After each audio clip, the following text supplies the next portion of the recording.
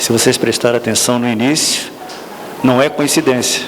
É que realmente ele vai nos dizer realmente o que é o pensamento na lógica da doutrina espírita. E que Jesus te abençoe.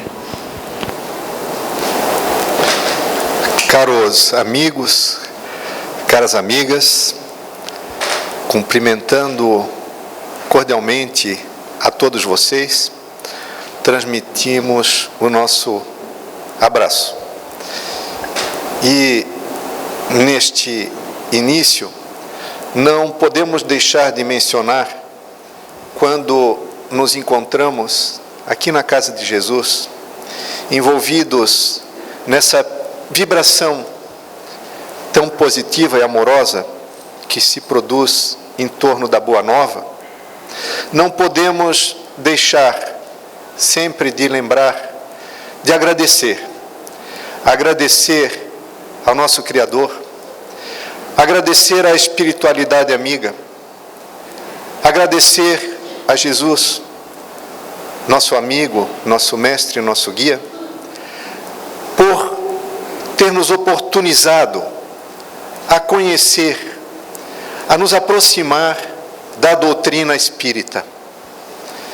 Porque com os seus postulados e a sua abordagem de tríplice aspecto, como ciência, como filosofia e como religião, nos permite esclarecimentos sobre a natureza, a origem e o destino dos espíritos.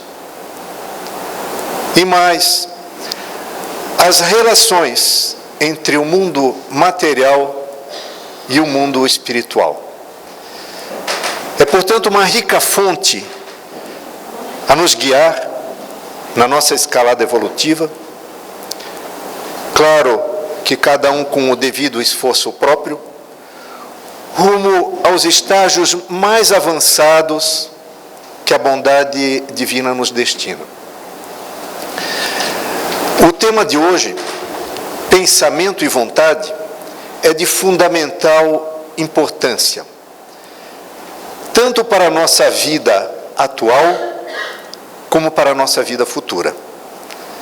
Equívocos e condutas negativas podem ser evitadas, ao tempo que situações felizes podem ser conquistadas. Nossa abordagem desta noite se dirige especialmente ou principalmente ao aspecto do fenômeno da comunicação e da interconexão por intermédio do pensamento, que ocorre tanto entre encarnados quanto entre desencarnados. E é um aspecto muitas vezes esquecido ou não devidamente compreendido, de maneira que pode ocasionar vários problemas para a criatura desatenta. Discussões, violências, viciações, crimes de toda ordem, desestruturação nos relacionamentos familiares e também pessoais, doenças, tanto físicas como mentais, e uma série de consequências infelizes, podem ter suas raízes, muitas das vezes, relacionadas ao intercâmbio dos pensamentos. A expressão penso, logo existo, de René Descartes, e a definição de Pascal, para quem o homem não passa de um caniço, o mais fraco da natureza, mas um caniço pensante, enfatizam que o pensamento é inerente à própria natureza humana. E é próprio da humanidade a necessidade de aprender, de conhecer e de refletir a respeito do mundo e da realidade em que está inserida. E, a respeito do pensamento, diversas são as disciplinas que podem ter como seu objeto o estudo. Podemos encontrar o estudo do pensamento na psicologia, na linguística, na biologia, na neurociência, na filosofia, e em outras disciplinas do conhecimento. Por sua vez, também sabemos que, tradicionalmente, a ciência moderna tem se ocupado, mais especificamente, do mundo material. Mas, no entanto, surgem no meio científico outras abordagens. Os paradigmas científicos muitas vezes são rompidos e substituídos por outros. As verdades científicas anteriormente estabelecidas, às vezes, e muitas vezes, se substituem. Exemplificando no campo da física, como a teoria da relatividade geral e a mecânica quântica, que ocorreram na primeira metade do século XX. Posteriormente, o estudo a respeito das partículas elementares, rompendo o que tradicionalmente se conhecia a respeito da partícula mínima, que seria o átomo, até para as partículas subatômicas. Isto tudo, como exemplo, a revelar a amplitude que o conhecimento pode descortinar, e isso na esfera científica. Mas vejam, curiosamente, a doutrina espírita, já no século XIX, enunciava preceitos que só posteriormente começaram a ser ventilados na área da ciência tradicional. Sueli Caldas Schubert, na obra Mentes Interconectadas, menciona que na obra Mecanismos da Mediunidade, elaborada em 1959, por André Luiz, na Lavra Mediúnica de Chico Xavier, já tratava da aproximação entre a espiritualidade e a física quântica, trazendo conceitos naquela época contemporâneos aos avanços da física, com autores como, por exemplo, Einstein, Planck e Bohr. Isto no cenário espírita. A ciência, em determinado momento da história da humanidade, rompeu com a religião pelas circunstâncias que sabemos como era na época. Mas vemos no mundo contemporâneo uma reaproximação, cada qual no seu aspecto de estudo ou de abordagem. Sabemos também que a ciência caminha a passos lentos, mas é necessário para o nosso progresso, porque é através da ciência que pode nos ser fornecida a segurança na comprovação de seus resultados. Mas as duas alavancas da inteligência humana são a ciência e a religião. Curiosamente, podemos trazer um exemplo de experimento na área do pensamento, produzido na Universidade de Washington, situada nos Estados Unidos, em Seattle, cujo experimento foi publicado na revista Science Daily em 2015.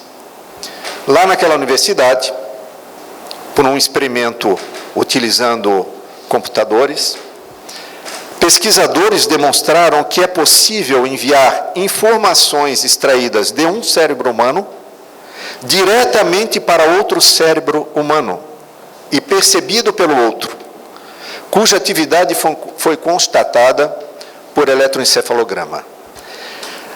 Ainda em fase embrionária, esse tipo de pesquisa, de investigação no campo científico, a pesquisa sugere a interface entre cérebros humanos. E, de fato, é estimulante perceber como são amplas as possibilidades do conhecimento. E esta mudança de um paradigma eminentemente apegado à matéria mais densa, que é o campo tradicional da ciência, parece, então, que na atualidade começa a se transformar. propósito disto, permito mencionar uma palestra que assisti recentemente, via internet, no YouTube, do médico espírita Sérgio Felipe de Oliveira. A palestra era sobre o tema a fé e a cura. Em determinado momento, o expositor mencionou uma seguinte alusão. Uma senhora estava a tricotar e fazer uma toalha toda rendada, toda elaborada. E aos pés ali, a senhora sentada numa cadeira, tal, e estava o netinho dela, netinho pequenino ainda, e olhando para cima, viu a avó ali fazendo a toalha, olhou e, na sua espontaneidade de criança, disse assim para a senhora: mas que toalha feia, vovó. Aí então, a vovó pacientemente, com o carinho das avós, disse-lhe: é porque, meu netinho, você está vendo pelo lado avesso esta toalha. Nisso a gente poderia trazer a alusão entre ciência e espiritismo. Não estaria o viés puramente materialista, sem considerar os aspectos espirituais, examinando o lado mais acanhado da vida? Vamos refletindo a respeito disso para vislumbrar essa possibilidade da aproximação da ciência e da religião. Definir o pensamento não é uma tarefa fácil, porque há complexidades e implicações tanto do aspecto físico como metafísico. Podemos arriscar compreendê-lo como um processo mental que nos permite compreender, representar, interpretar e modelar o mundo. Por intermédio do pensamento, a possibilidade então de perceber, raciocinar, criar, ordenar, sintetizar, refletir, indagar, aprender, formular ideias e, em torno da possibilidade de modelar a percepção de mundo, também nos permite a conceber planos e desejos, por intermédio do nosso pensamento. E muitas vezes, acho que todos nós já passamos por isso, o pensamento parece que é fugidio e nos leva para algum lugar que às vezes a gente nem quer e outras vezes quer, e outras vezes somos surpreendidos quando o pensamento então viaja e nós vamos com ele. Podemos lembrar, para ilustrar, de uma música de Lupicínio Rodrigues, chamada Felicidades. Podem ficar bem tranquilos que eu não vou cantar. Mas vamos citar um pequeno trecho que talvez venha à memória de alguns de vocês, que diz o seguinte: a minha casa fica lá de trás do mundo, onde eu vou em um segundo quando começo a cantar. O pensamento parece uma coisa à toa, mas como é que a gente voa quando começa a pensar? Como explica a questão 89A do Livro dos Espíritos, quando o pensamento está em alguma parte, a alma também aí está. Pois é a alma que pensa, o pensamento é um atributo da alma.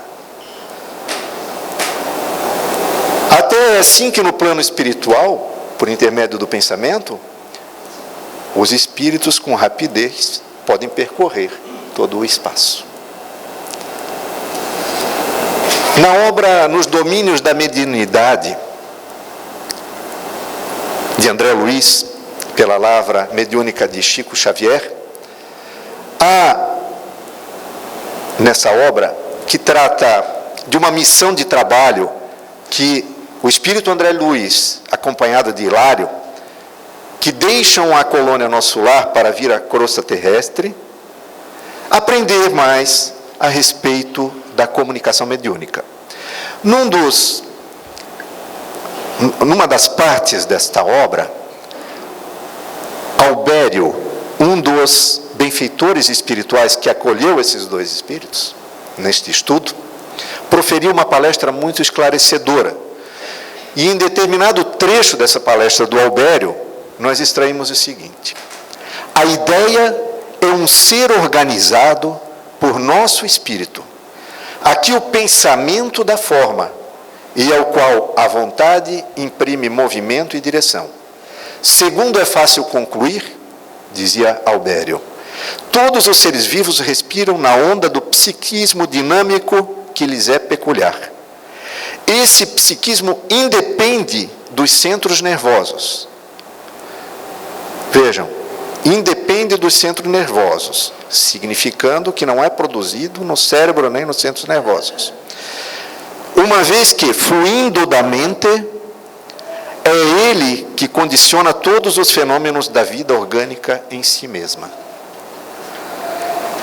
É importante, neste aspecto, lembrarmos que não somos um corpo que possui um espírito. Nós somos, ao contrário, um espírito que possui um corpo. Encarnar significa que o espírito nasce ou renasce e se utiliza momentaneamente de um corpo carnal, de um corpo físico, para um estágio de aprendizado nesse meio material. Porque somos espíritos imortais. A questão 135 do Livro dos Espíritos nos esclarece que o homem encarnado, nós neste momento na Terra, podemos ser formados, somos compreendidos como formados em 3 partes. Basicamente. Primeiro, um corpo animado pelo fluido vital. Esse corpo carnal. Segundo, a alma. A alma é a denominação do espírito quando encarnado, habitando temporariamente o corpo. Então somos o corpo, a alma, que é o espírito habitando o corpo, e o perispírito, que é o envoltório semimaterial que liga o corpo ao espírito. Tudo se passa no espírito, que consequentemente se reflete no perispírito, para então atuar no corpo.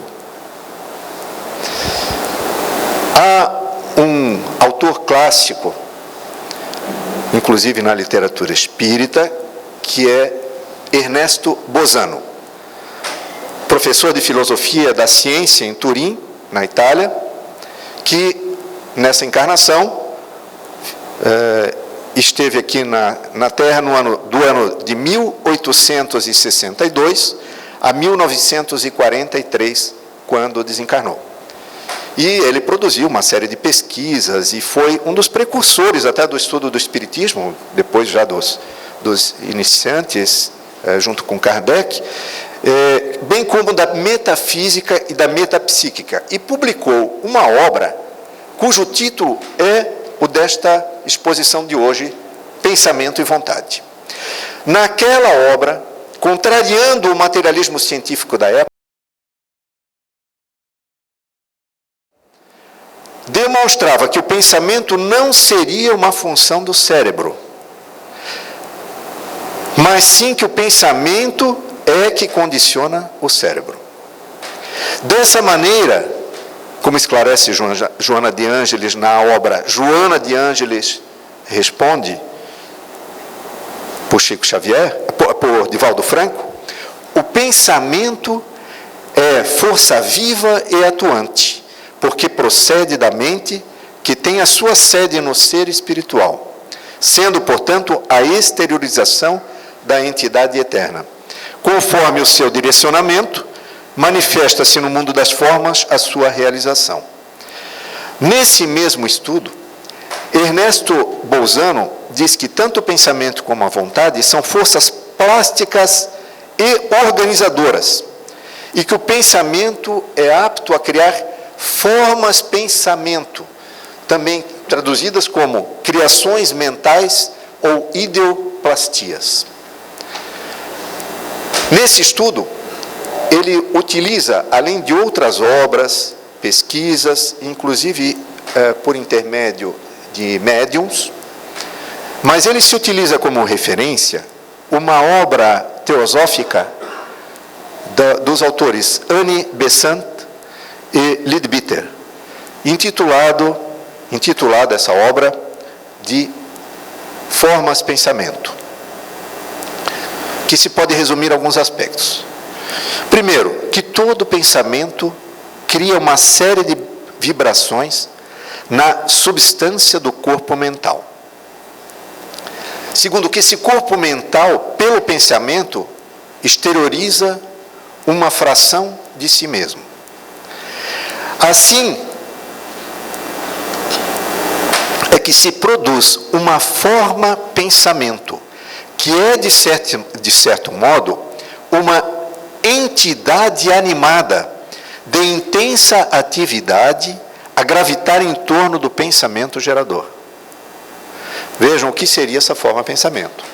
É claro que, com a nossa visão, hoje, de encarnados e no nosso estágio evolutivo, poucos conseguiriam ver, a não ser que tivesse mediunidade ostensiva.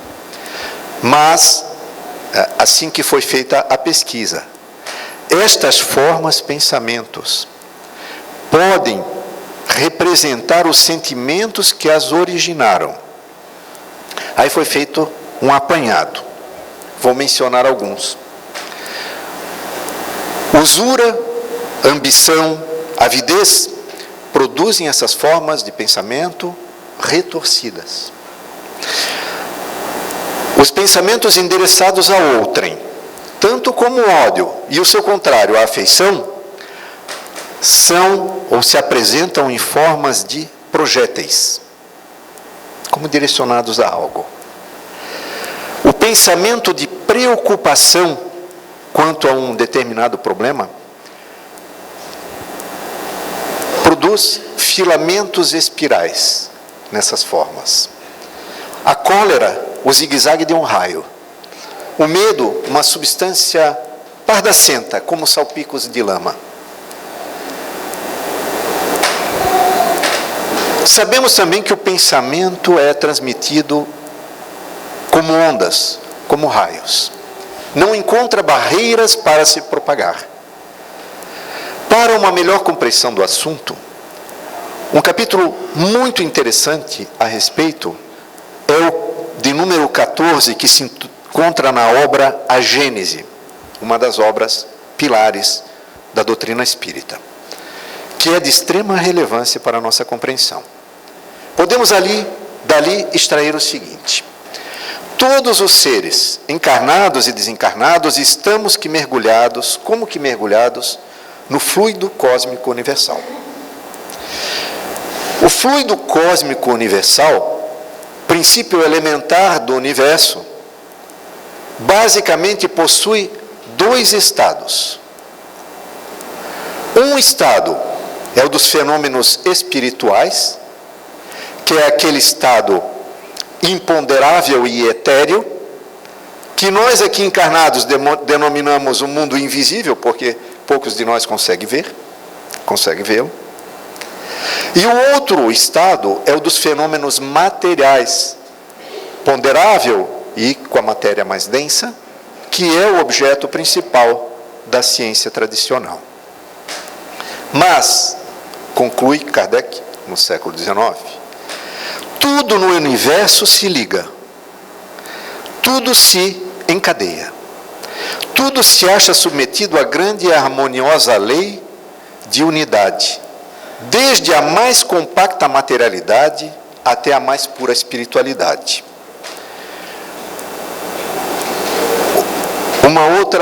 Um outro aspecto que se extrai dessa parte da Gênese. Os fluidos são o veículo do pensamento. Os raios e ondas do pensamento transitam pelos fluidos espirituais que fazem parte do fluido cósmico universal, como no ar as ondas e vibrações do som também transitam.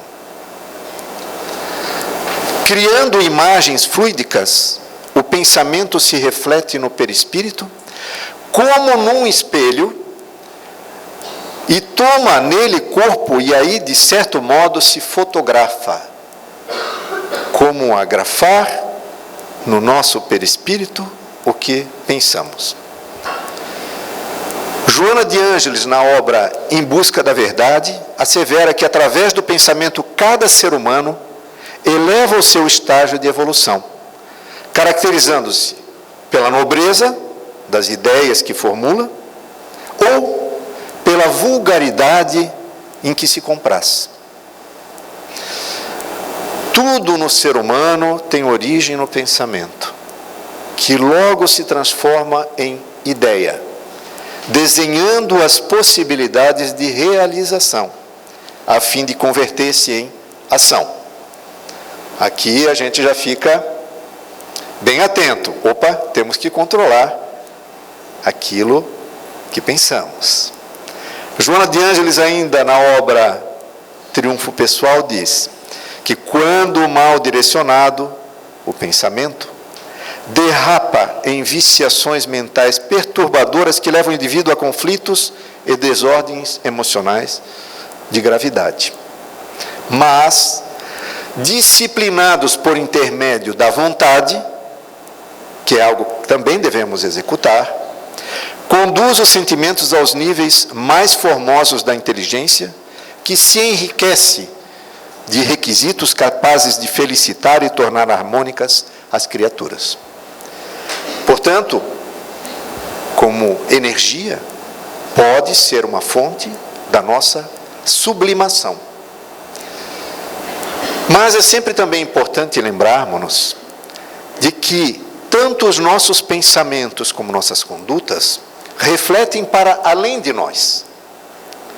O pensamento é energia viva, cujas vibrações positivas ou negativas atingem os demais seres. André Luiz, na obra Nos Domínios da Mediunidade, assevera que nossos pensamentos geram nossos atos e nossos atos geram pensamentos nos outros. Somos, portanto, co-criadores de realidades, inclusive da nossa realidade e também realidade dos outros.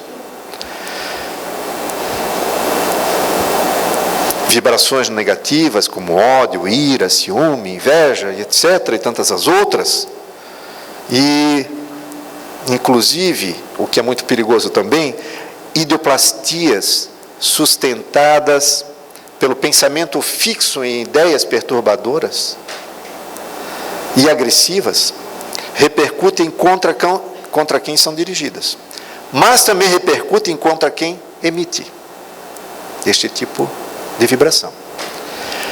E lembremos também que as doenças mais graves são aquelas produzidas na alma.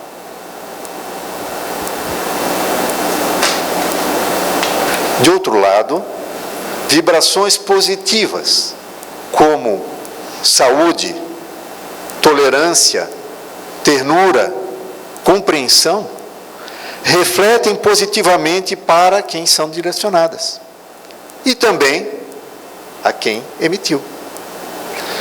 Tal a importância dessa atitude vibracional, que Joana de Ângeles, na obra Fonte de Luz, diz que a tua onda mental define o teu nível de consciência moral.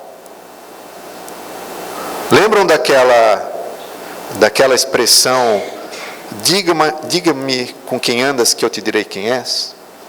Podemos transferir para o nosso tema. Diga-me o que pensa que eu te direi quem és. Podemos ilustrar esta questão vibracional. Acho que muitos daqui, pode ser que até todos, mas muitos daqui, já leram a obra Nosso Lar, do Espírito André Luiz. por muitos chamado como o repórter da espiritualidade, porque ele nos revela com detalhes a respeito do mundo espiritual, da realidade do mundo espiritual, que é a vida real de onde nós viemos e para onde voltaremos para continuar a nossa caminhada. Nesta obra, mas será mais fácil lembrarmos do filme, porque tem a parte da imagem que talvez nos venha mais ao pensamento, a respeito de um determinado momento. André Luiz ficou por vários anos no umbral, em razão de sua vibração e da sua conduta, e que tinha algo de suicídio indireto e assim por diante, como todos que leram, ouviram o filme, podem se lembrar. Depois ele foi acolhido, levado para a colônia Nosso Lar, e ali começou todo um aprendizado naquele ambiente, inclusive ali tendo instruções e trabalhando, estudando e assim por diante. Em determinado momento, quando já mais recuperado, ele recebeu a autorização, que ele queria muito, para visitar o seu lar que havia deixado aqui no lado material, na crosta terrestre. E recebeu essa autorização e lá foi para a sua casa. Entrou no quintal, galgou as escadas da casa, que tinha 2 andares, acho que se lembram no filme, e percebeu que lá tinha os seus filhos, tinha uma senhora que trabalhava também na casa, e sua viúva, sua ex-mulher, sua mulher, mas ela havia casado com outro homem. Nesse mesmo momento, acho que quem viu o filme vai se recordar, ele foi como que sugado por um vórtice, porque se expressou com vibrações de ciúme, de raiva, e foi como que sugado por um vórtice vibracional e encaminhado não para o nosso lar de onde ele já estava, mas sim para o umbral de onde ele foi retirado. Vejam a importância ilustrativa desse filme, que é uma realidade do aspecto e da força vibracional do pensamento. E não é fácil controlar este nosso ato de pensar, mas é um exercício a ser praticado, porque depois ele foi desenvolvendo esta habilidade. Como diz Emmanuel na obra Pensamento e Vida, a mente é o espelho da vida em toda parte. O reflexo esboça a emotividade plasma a ideia determina a atitude e a palavra que comandam as ações. Assinalamos todos nós os reflexos uns dos outros, dentro da nossa relativa capacidade de assimilação. Ninguém permanece fora do movimento de permuta incessante de pensamentos. Respiramos no mundo das imagens que projetamos e recebemos. E é no reflexo mental que mora o alicerce da vida. Refletem-se as criaturas reciprocamente na criação que reflete os objetivos do Criador. Isso é para nos lembrar que não somos sozinhos. Somos indivíduos, individualizados, mas irmanados com todos os demais seres da criação. E só assim progrediremos. Há uma obra de André Luiz intitulada Sinal Verde, também da lavra de Chico Xavier, que nos, diz o André Luiz, que nos encontramos num oceano de ondas mentais. Toda a humanidade que habita o planeta Terra, tanto aqueles encarnados como os desencarnados, interagimos incessantemente somos todos, cada um, receptor e transmissor, num verdadeiro sistema de trocas vibracionais por intermédio, principalmente do pensamento. No que se refere aos irmãos desencarnados, a questão 459 do Livro dos Espíritos nos esclarece que os espíritos influem em nossos pensamentos e em nossos atos muito mais do que imaginamos. Mas nós também influímos no pensamento dos espíritos. A tal ponto que muitas vezes, diz essa questão do Livro dos Espíritos, que são eles que nos dirigem. O problema é saber quem são esses que nos dirigem. São os bons espíritos? Ou não? E isso Kardec também indagou. Na questão 464 do Livro dos Espíritos, Kardec formula esta pergunta: como distinguir se um pensamento sugerido provém de um espírito bom ou de um espírito mau? A espiritualidade superior assim respondeu: estudai o caso. Os bons espíritos só para o bem aconselham. Comete-vos discernir. Portanto, cabe a nós esse discernimento. E devemos sempre então lembrar que, queiramos ou não, afetamos os outros e os outros nos afetam por intermédio do pensamento. E este oceano mental é onde também se forma a psicosfera. Todo o ambiente tem uma psicosfera. A Terra, como planeta, tem uma psicosfera produzida pelos seus habitantes. A psicosfera do umbral não é produzida por Deus. Deus não cria o mal.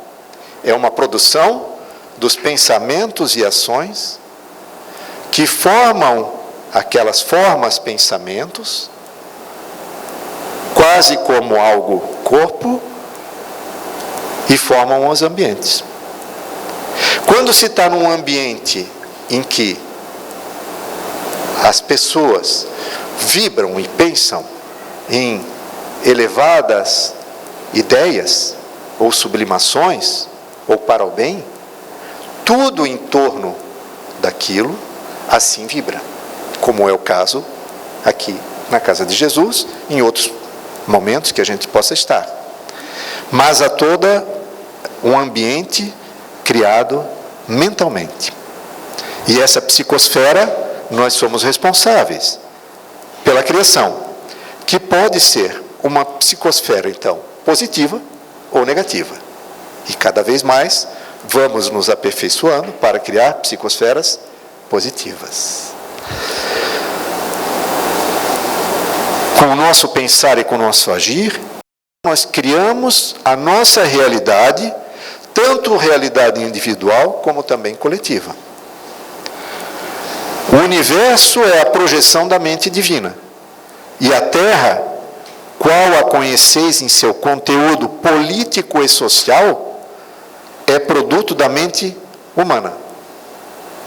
Vejam, isto está na obra Nos Domínios da Mediunidade, de André Luiz, por intermédio da mediunidade de Chico Xavier. Todo o conteúdo político e social é produto da mente humana.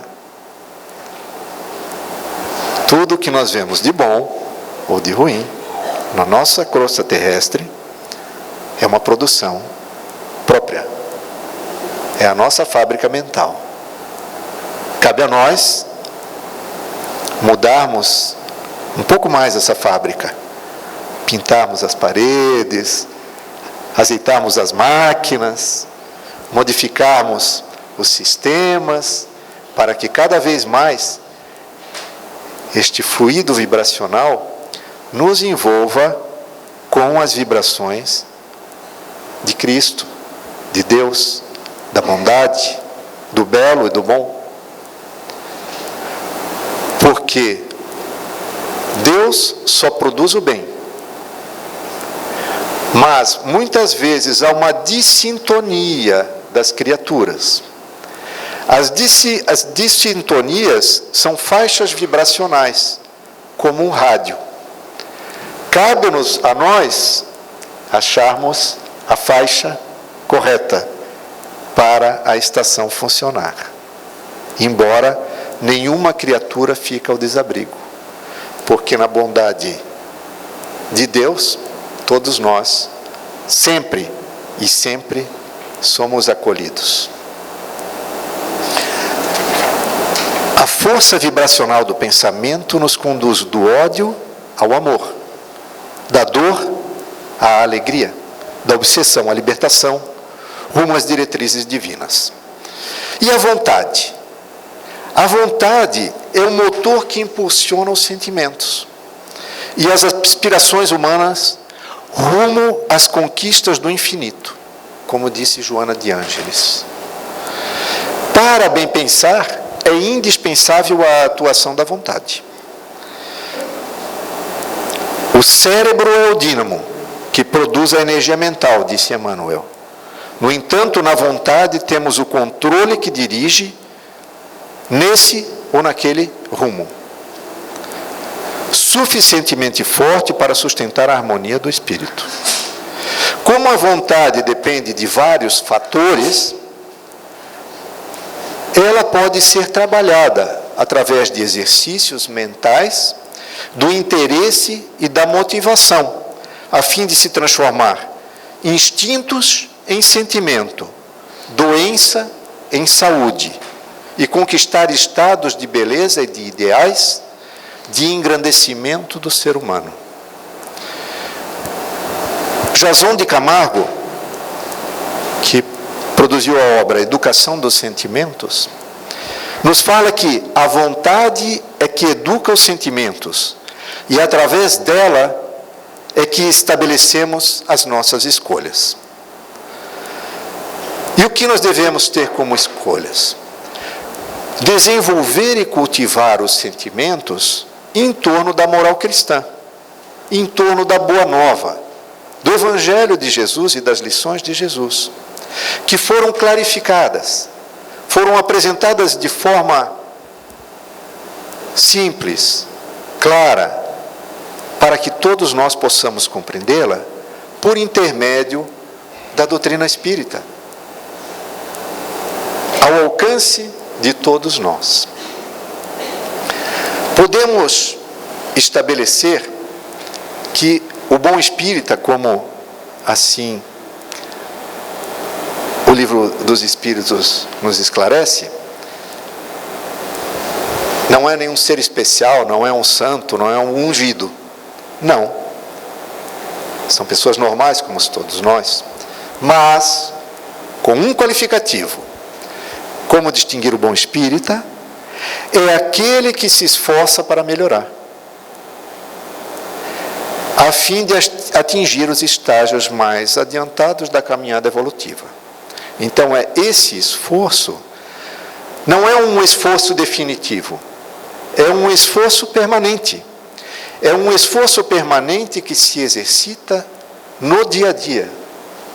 Não é um esforço que somente é realizado aqui na casa espírita.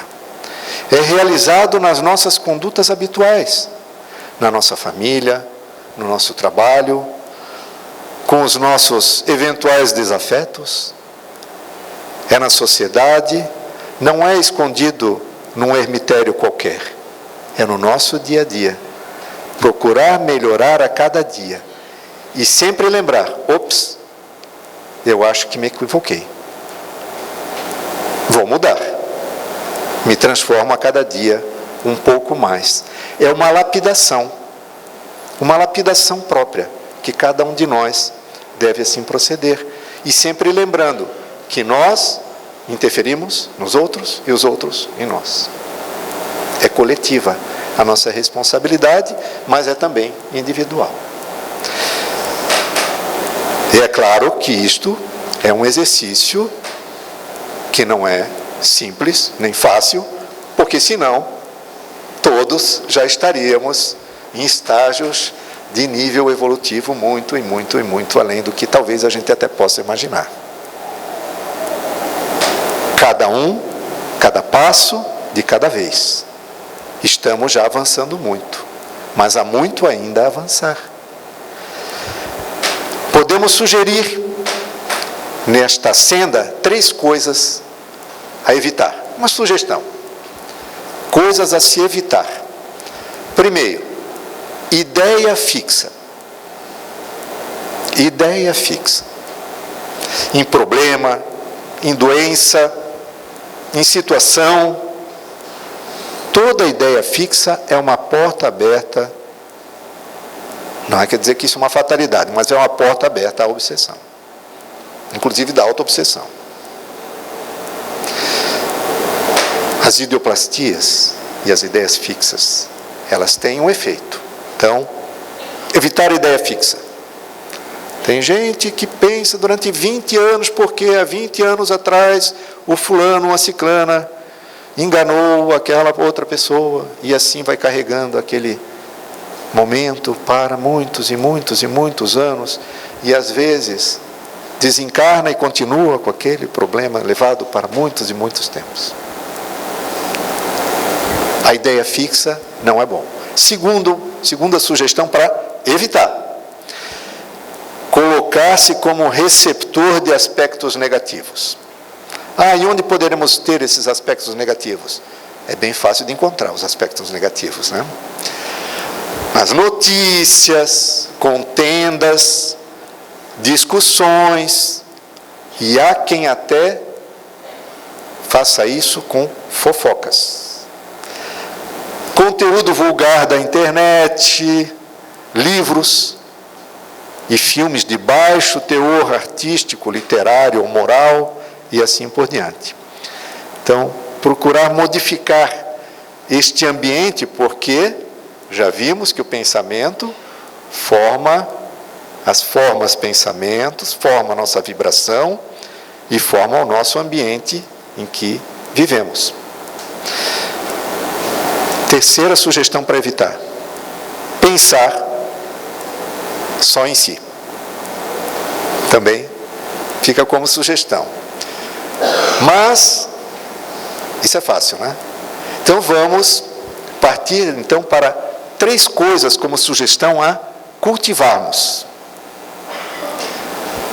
Primeiro, relaxamento ou meditação.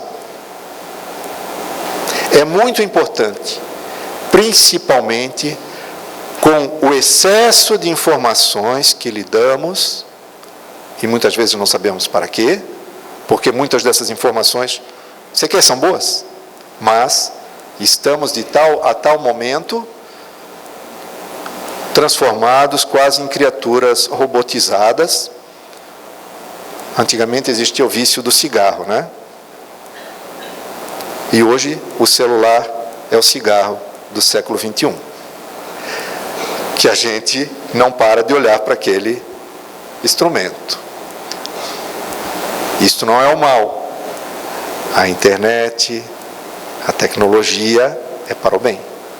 O uso que fazemos dela é que deve ser raciocinado. Então, o relaxamento e meditação. Inclusive, pela internet. O Divaldo Franco tem alguns vídeos em que ele conduz a estados de relaxamento em pensamentos em Jesus, pensamentos elevados. É fácil de encontrar. Então, primeira sugestão de coisas a cultivar. Segunda sugestão de coisas a cultivar: colocar-se como um receptor dos aspectos positivos que podemos ver em todas as coisas. Ver o lado bom, o lado saudável, hábitos saudáveis para o corpo e para a mente. Ser indulgente ao julgarmos os outros. Compreender a justiça divina. Acolher livros, filmes, obras, mídias que tenham teor educativo, formativo e moral. Apreciar o bom, o justo e o belo. E em terceiro aspecto das sugestões a cultivar, pensar no próximo e em como auxiliar de alguma forma. traduzindo caridade. Pensar no próximo e agir um pouco para o próximo, por mínimo que seja a cada dia. Mas, como margem de segurança, vamos propor também 2 regras de ouro, para garantir.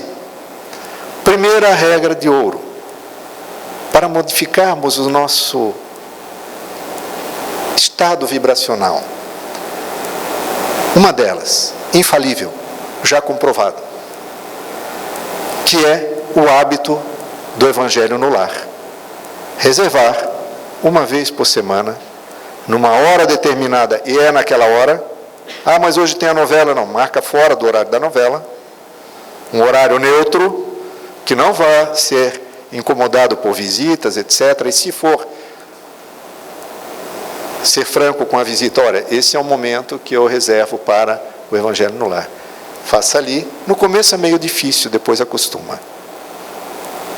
Uma leitura de um trecho do Evangelho, comente com aqueles que estão na sua casa, que participam também. Se não tiver ninguém, sozinho também vale, mas de preferência junte alguém da família ou amigo para fazer. Isto transforma a pessoa, os demais componentes, a espiritualidade que às vezes ali está também, e às vezes os amigos da espiritualidade familiares àquele grupo. Não invocar, é um estudo do Evangelho, apenas isso. Há obras que ensinam. Então, o Evangelho no lar. Segunda regra de ouro, a oração. A oração, já vimos que o pensamento não encontra barreiras. É a forma que temos, funciona melhor do que a internet, mais rápida, não há barreiras, porque é uma comunicação direta com o Criador, com a espiritualidade superior e com todos aqueles nossos anjos da guarda, os nossos amigos da espiritualidade, que nos acolhem, que torcem por nós, que vibram por nós, e às vezes nós nos deixamos levar por pequenos desvios vibracionais, que as faixas não interagem uma com a outra. A ajuda, o auxílio, sempre nos é fornecido. 24 horas por dia. Nós é que muitas vezes não estamos sintonizados a tal vibração. Mas é um aprendizado. Se fosse tão fácil, não estaríamos aqui. É um aprendizado. A cada momento devemos nos vigiar, devemos nos questionar, e talvez ao fim do dia também, e cada vez mais nos aprimorando nesses aspectos, porque a gente já viu a que serve o pensamento e a vontade, e como nós devemos nos aprimorar para lidar com estes aspectos da nossa existência. Eu penso, logo existo. Penso bem para existir bem, diria Descartes hoje. E, nesse sentido, então, desejo a todos, a todas que aqui estão, que possamos sempre ter um aprimoramento do nosso pensamento e que as melhores vibrações, as mais elevadas vibrações, sempre estejam a nosso dispor e, então, que devemos, assim, sintonizá-la. Agradeço a atenção e desejo a todos muita paz, muita serenidade e que o pensamento de Jesus sempre nos envolva. Obrigado, Mauri, pelas essas reflexões. E que todos sabem que a doutrina dos Espíritos, então, ela é racional. Quem vem aqui buscar milagre sabe que não existe milagre. Tudo está em nós e tudo depende de nós.